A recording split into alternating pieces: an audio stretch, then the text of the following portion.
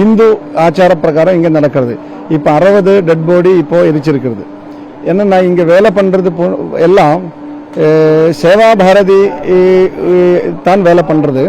இப்போ இங்க வந்து ஒரு 1000 வாலண்டியர் ஒரு நாள் இங்க வேலை பண்றது. இப்போ டிசாஸ்டர் ஆயிச்சல அந்த இடத்துல இந்த இடத்துல ஹாஸ்பிட்டல் கேம்ப்ஸ் அந்த இடத்துல எல்லாம் இங்க வேலை பண்ணி கொண்டிருக்கிறது. இப்போ வந்து இதுல வந்து எது மாதிரி முறைகள் அந்த பாட்டு பாடி அப்படிங்கிறது அது எது? இப்போ ஒரு ஆள் ஹிந்து பவனத்திலே ஒரு ஆள் இறந்தா அந்த வீட்டுல எந்த கர்மங்கள் செய்யணும் அந்த கர்மங்கள் எல்லாம் முடிச்சு அப்புறம் தான் இங்க எரிக்கிறது.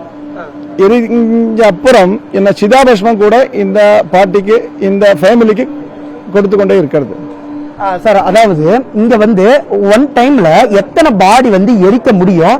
இது வந்து விறகு கட்ட மட்டுமேவா இல்ல சிலிண்டர் யூஸ் பண்ணி எரிக்கிறீங்களா?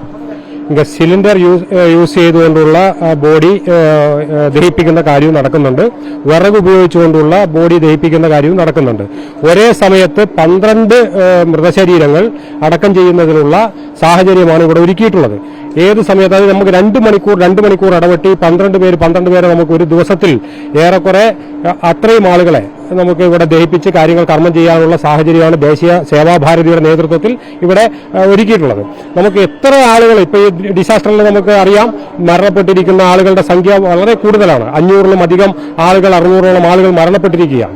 അവരുടെ ബോഡി ലഭിക്കുന്ന മുറയ്ക്കും അടയാളങ്ങൾ അറിയുന്ന മുറയ്ക്കുമാണ് നമുക്കിവിടെ ദഹിപ്പിക്കുന്ന കാര്യങ്ങൾ നടത്തുന്നത്.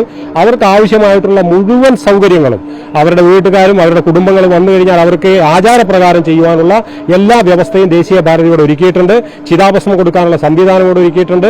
അവർക്ക് വന്നു കഴിഞ്ഞാൽ നാമം ജപിക്കാനുള്ളതും അവരുടെ ആചാരപ്രകാരം അടക്കം ചെയ്യുന്നതിന് വേണ്ടിയുള്ള അല്ലെങ്കിൽ ദഹിപ്പിക്കുന്നതിന് വേണ്ടിയുള്ള എല്ലാ കർമ്മങ്ങളും ചെയ്യാൻ ദേശീയ സേവാഭാരതി ഇവിടെ കാര്യങ്ങളെല്ലാം ചെയ്യുന്നുണ്ട്. രാവിലെ മുതൽ അവർ വരുന്ന ആളുകൾക്കുള്ള ഭക്ഷണം ഇവിടെ ഒരുക്കിയിട്ടുണ്ട്, അവർക്കുള്ള കുടിവെള്ളം ഒരുക്കിയിട്ടുണ്ട്.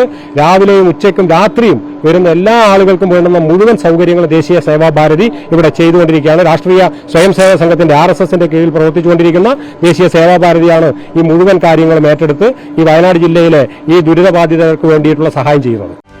செய்திகளை உடனுக்குடனும் துல்லியமாகவும் தெரிந்து கொள்ள சப்ஸ்கிரைப் பண்ணுங்க.